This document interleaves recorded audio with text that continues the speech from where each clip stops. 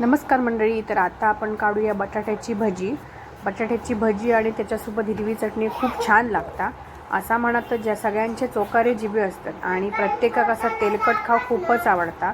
वडे म्हणा, समोसे म्हणा. पण मग आमचं दुकान असल्यामुळे तर आता बघून बघून माझा पोट भरला. पण कधीतरी अशी माझी इच्छा होता की खाऊची. तर मी असा एक बटाट्याचा भजा वगैरे असा पटकन तोंडात घालते. तर चला पटकन बघूया बटाट्याची भजी.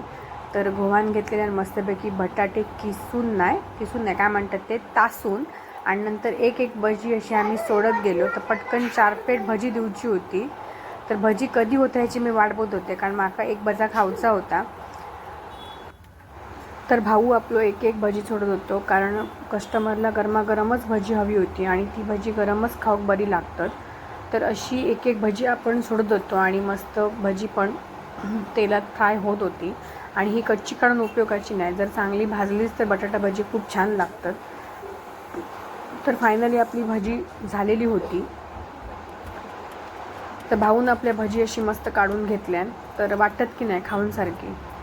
तर जास्त तेलकट खाऊ नका, पण कधीतरी तेलकट खाऊची मजा घ्यायची. आणि ही तुमका दाखवसाठी मी प्लेट सर्व केलेलं आहे. कशी वाटली नक्की सांगा. आणि आमच्याकडे बटाट्याची भजी खाऊक नक्की या. तुमका हवी तेवढी बटाट्याची भजी खाऊक घालताय.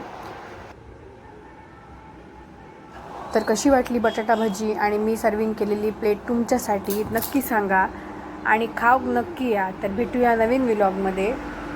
तर चला मंडळी, धन्यवाद, बाय बाय.